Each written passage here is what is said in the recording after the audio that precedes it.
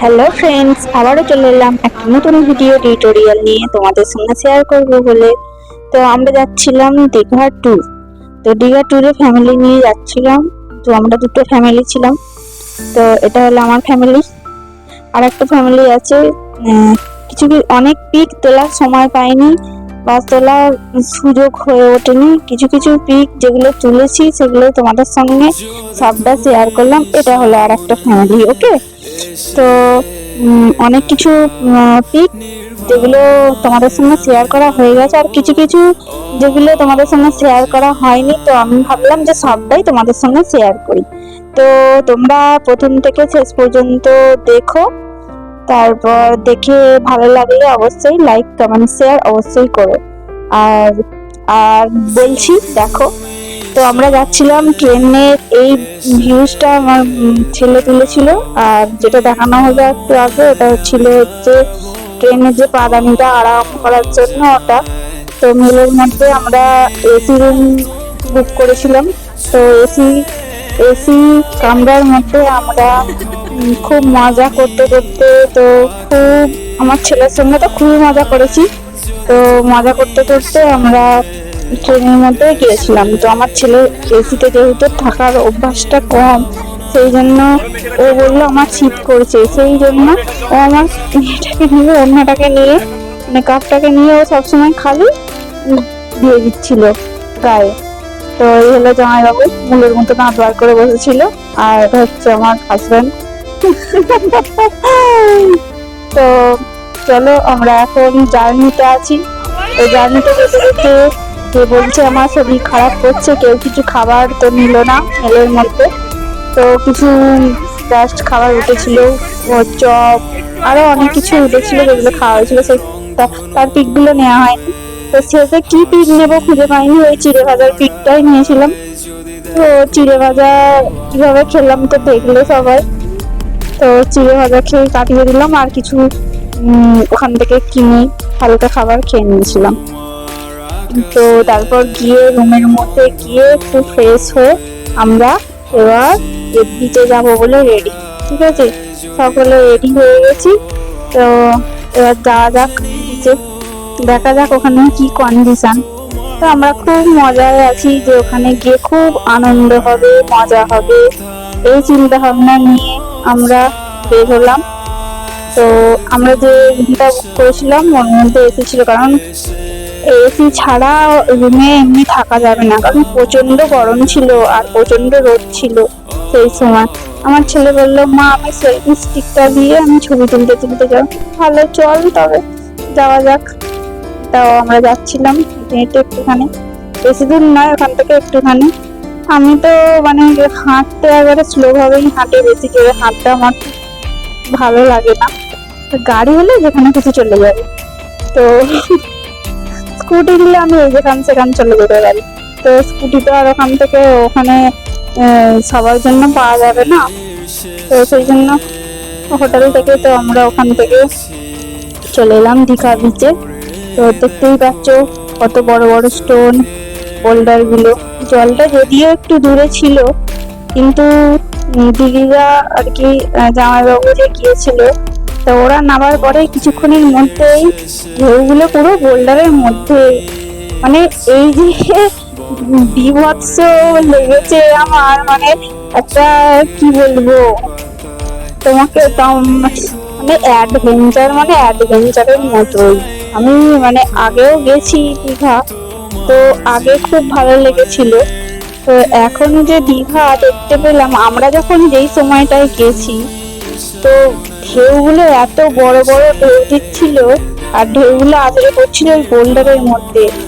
কেউ মানে ওখানে যত টুরিস্ট গেছে কেউ আহত হয়নি এরকম কেউ ছিল না। তো আমরা ওখান থেকে বেরিয়ে এসে আমরা একটু মেকআপ করে নিলাম হালকা করে, যেটা তোমাদের সঙ্গে টিউটোরিয়ালটা শেয়ার করে দিয়েছি অলরেডি। তো আমরা এসে রেডি হয়ে ভাবলাম যে সন্ধ্যের দিকে একটু কোথাও বের হব। তো আমরা রেডি হলাম, রেডি হয়ে আমরা আর একটু বিচের দিকে যেসব দোকানগুলো আছে ওখানে আমরা কেনাকাটি করার জন্য, দেখার জন্য, তারপর সমুদ্রের ভিউজটা দেখার জন্য রেডি হলাম সকলে মিলে। রেডি হয়ে তারপর ওখান থেকে বেরিয়ে পড়েছিলাম যে ওখানে যাব, বিচে যাব, নানা রকম জিনিস কেনাকাটি করবো। তো আমরা ওখান থেকে বেরিয়ে পড়েছিলাম, গিয়েছিলাম, গিয়ে বিচে ওখানে কিছু পিক তুলে নিলাম। ভিউজ গুলো ভালো ছিল ওখানে। তো পিক তোলার পরে আমরা ওই যে দীঘার যে রাত্রিবেলার যে ভিউজ গুলো ছিল সাইডে, এই ভিউজ গুলো আমার খুব ভালো লেগেছে। চারদিকে বেশ সুন্দর রবীন্দ্রসঙ্গীতের গান হচ্ছিল। তো এই যে ভিউজ গুলো তোমাদেরও দেখে পছন্দ হবে, তোমরাও নিশ্চয়ই হয়তো যারা যারা গেছো এখানে গেছো অবশ্যই। তো আমরা ওখানে গেলাম, গিয়ে সমুদ্রের ভিউজটা একটু দেখালাম। তারপর চারিদিকে ভিউজটা দেখিয়ে চারিদিকে দোকানপাট বসেছিল, প্লাস মানুষের সমাগম চলছিল। আমার ছেলে তো মজায় ছিল, কারণ ওর তো সমুদ্র ভালো লাগে আর পাহাড় ভালো লাগে। ওকে বলা হয়েছে যদি কোনদিনও টাইম পাই তো পাহাড়ে নিয়ে যাওয়া হবে, দেখা যাক। তো আমরা ওখান থেকে করে পরের দিন সকালে মাছের বাজারে মানে মোহনার ওখানে গিয়েছিলাম। তো মোহনার ওখানে প্রচন্ড মাছ দেখলাম। মাছগুলো যেমন সুন্দর দেখতেও ছিল আর সুন্দর গুছিয়ে সাজানো ছিল। আমার তো খুব ভালো লেগেছে, কত রকমের মাছ দেখলাম, যেগুলো আমরা এখানে খাই তার থেকেও ভালো। তো ওখানে গিয়ে মোহনায় গিয়ে মাছ দেখলাম। আমার হাজব্যান্ড তো মাছের ওখানে ঢোকেইনি, কারণ ওর প্রচন্ড মানে ওই গন্ধটা ওর পছন্দ হয়নি। তা আমরা সেখানে গিয়ে মাছ রীতিমতো দেখলাম, দেখে কেনাকাটিও করলাম। তো সব পিক তোলা হয়নি তোমাদের সঙ্গে, আর সেটাই আগেই বলে দিয়েছি তোমাদেরকে। তো আমরা মাছগুলো আমাদের দেখতে ইচ্ছা করবে, সত্যি এত সুন্দর মাছ আর টাটকা মাছগুলো প্রচন্ড। এখানে বরফ এসে গেছে, ভাবলাম একটুখানি বরফটা একটু হাত দিই, এত সুন্দর বরফটা লাগছিল। আর গরমের মধ্যে তো প্রচন্ড ভালোই লাগছিল। তো মোহনার ভিউজটা আমরা যখন দেখতে গিয়েছিলাম, তো ওখানটা ভালো লাগছিল, কিন্তু জলটা যদি আরো একটু বেশি হতো সেই সময়টা খুব ভালো লাগতো। চিংড়ি মাছগুলো তো দেখলেই খেতে ইচ্ছা করবে।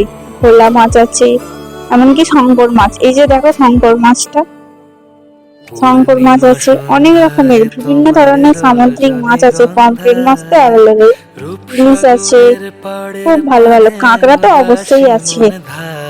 তো আমরা মাছের বাজারে অনেকক্ষণ ঘুরলাম, অনেকক্ষণ কেনাকাটিও করলাম। এই যে একটা শার্ক বললো, ওটা শার্ক ছিল। তো মাছ ভালো লেগেছিল। তারপর মাছ কিভাবে ওরা জাল টানা দিচ্ছে সেটাও আমরা দেখলাম। আমরা অনেকক্ষণ থেকে দাঁড়িয়ে দাঁড়িয়ে মাছ কিভাবে টানা দিচ্ছে সেটা আমরা দেখলাম। কত পরিশ্রম করে ওরা মাছ এইভাবে জাল টেনে ধরে নিয়ে আসে, আমরা সেটা দেখলাম। ওখানে গিয়েও একটু এনজয় করলাম। অনেক দূরে একটা নৌকা দেখতে পেলাম। আমার ছেলে তো ঝিনুক করাতেই একেবারে ব্যস্ত। তো এইভাবে জাল টেনে টেনে জালের ওখান থেকে আর কি জল থেকে মাছ তোলে। তো জলে যে মাছগুলো, কিছু কিছু মাছ তোমাদের দেখাবো, জালের মধ্যে আটকে আছে। এই যে জালটা দেওয়া হয়েছিল, এই জালটার মধ্যে মাছগুলো সেরকম বড় মাছ আমরা দেখতে পাইনি, কারণ সেই সময় হয়তো জালের মধ্যে বড় মাছ পড়েনি। তোমরা দেখতে পাবে বেশিরভাগ ছোট মাছই ছিল। আর একটা মাছের জালটা না দেখার পরে যে মাছগুলো উঠেছিল তার মধ্যে একটা মাছ দেখলাম। ওখানে কেউ কেউ বললো ওটা নাকি ব্যাঙ, জলজ প্রাণী, ব্যাঙের মতো, মানে হাত দিলেই মাছটা আর কি ফুলে যায়। তোমাদেরকে সেটা হয়তো সেইভাবে দেখাতে পারেনি মাছটা। এই দেখো এই ছোট ছোট মাছ কত ধরেছে, সেইভাবে বড় মাছ কিছু পায়নি। এর মধ্যেই আছে ওই ব্যাঙ ফোলা মাছ, যেটা হাত দিলেই ফুলে যেত। তার মধ্যে একটা অক্টোপাস দেখতে পেয়েছিলাম, তো অক্টোপাসের ছবিটাও আমরা তুলে নিলাম। তো ওখানে কিছু একটা ঘোড়া দেখতে পেয়েছিলাম, ভালো লাগলো ভিউগুলো। তারপরের দিন নেক্সট দিন বাড়ি এসে ছবি তোলা হয়নি। তারপর একটা হালকা টিফিন করে নিয়েছিলাম বাইরে, সেদিন আর রুমের মধ্যে খাওয়া হয়নি। তো তাড়াহুড়ো করে বেরিয়ে পড়ে আমরা লুচি আর ঘুগনি খেয়ে আমরা উদয়পুরে চলে গিয়েছিলাম। তো সেখানে গিয়ে আমার তো এই বোল্ডারের মধ্যে ঢেউ খাওয়ার থেকে আমার তো এখানে প্রচুর এনজয় করেছি, নাচা গানা সবই করেছি, খুব ভালো লেগেছে। তারপর ওখান থেকে এসে আমরা ফ্রেশ হয়ে আমরা আর কি লাঞ্চে বসে গেছিলাম। লাঞ্চে তো প্রতিদিনই ওই একই খাবারই ধরতে গেলে চিকেন বিরিয়ানি এইসবই, আর বাচ্চা পার্টিগুলো তো আইসক্রিম খেতে মাত্র। আর আমরা একটু স্প্রাইট নিয়ে নিয়েছিলাম। তো তারপরে আবার সন্ধ্যার জন্য রেডি হওয়ার জন্য বেরোনোর জন্য আবার রেডি হলাম। এভাবে কিছু পিক তুলেছিলাম, সেগুলো তোমাদের সঙ্গে শেয়ার করলাম। তারপরে আবার রেডি হয়ে ওখান থেকে এসে আবার হয়ে সকালবেলা এইভাবেই চলছিল আর কি। সকাল দুপুর রাত্রে আমরা খালি বেরিয়েই যাচ্ছিলাম, বেরিয়ে গিয়ে খালি এটা ওটা কেনাকাটি করছি, খাচ্ছি যাচ্ছি আর ঘুরে বেড়াচ্ছি। তো এই হলো আমাদের হোটেলের মেনু। এখান থেকে আমরা অনেক কিছু খেয়েছি, যেগুলো সব পিক আমরা তুলতে পারিনি। বিরিয়ানিটা তুলেছি, বিরিয়ানিটা সত্যি সত্যি সুন্দর ছিল। আমরা পমফ্রেট আর কি একটা ডিশ ছিল, সেটা আমরা খেয়েছিলাম। তো সিম্পল ভাতটাই বেশি সবাই পছন্দ করছিল, কারণ বীজ বেশি খেলে যদি শরীর খারাপ করে সেই। তো বিচের মধ্যে আমরা শুধু ঘুরতেই গিয়েছিলাম এই বিচটার মধ্যে। তো বসে একটু গরমের মধ্যে আইসক্রিম, বাচ্চা পার্টি সবসময় খালি আইসক্রিম খাচ্ছিল, এত গরম ছিল। আমরাও খাচ্ছিলাম, আমরা যে খাইনি তা নয়, আমরাও খাচ্ছিলাম। তো খেতে খেতে মানে খুবই আনন্দ করেছি, এনজয় করেছি। বিচটা আমাদের যদি ভালো লাগে, এখানে বসে বসেই বিচের মধ্যে ঢেউটা আর কি এনজয় করতে হচ্ছিল, কারণ এত ঢেউ এতে মানে একেবারে তলিয়ে দিচ্ছিল। আর যেটা ঢেউর বোল্ডার গুলো যে আছে, বোল্ডার গুলোতে সবাই আছে আহত হচ্ছিল, ওই জন্য কেউ আর নিচে নামতেই পারে। তো যারা গার্ড দেয় তারা এসে অনেক মানে টুরিস্টকে উঠে পড়তে বলেছিল। তো আমরা, এটা ছিল সেই সানশাইন, আমরা যে রেস্টুরেন্টের মধ্যে ছিলাম। তো ওখান থেকে পরে সবকিছু ঘোরাটোরা হয়ে যেতে আমরা এবার বাড়ি পৌঁছানোর জন্য আমরা এবার মেল ধরবো, ওখান থেকে বেরিয়ে পড়েছিলাম। তো আমরা স্টেশনে পৌঁছে গিয়েছিলাম রীতিমতো, কিন্তু পৌঁছালে কি হবে, ট্রেন লেট ছিল, অনেক লেটে ট্রেন এলো। তো তার জন্য কি করব, বসে বসে অনেকক্ষণ সময় ওখানে কাটাতে হলো। ওখানে বসে কিছু রিলস বানিয়ে নিয়েছিলাম। এই যে একটা গরু, এই গরুকে নিয়ে খুব মাথা ব্যথা হয়ে গিয়েছিল আমার ছেলে, আমার হাজবেন্ড। তো গরুকে এতই আদর করছে, গরু তো আর ওখান থেকে সরে না। গরুকে কত কি খাবার দেওয়া হয়েছিল। তারপর শেষমেশ মেল এসেছিল, আমরা মেল চেপেওছিলাম, এমনকি সাঁতরাগাছিতে নেমে পড়তে হয়েছিল। তো আমরা তারপরে হাওড়া, ওখান থেকে হাওড়া থেকে বাড়ি। তো এই ছিল আমাদের জার্নি আজকের মতো, এটুকুই, টাটা। Like comment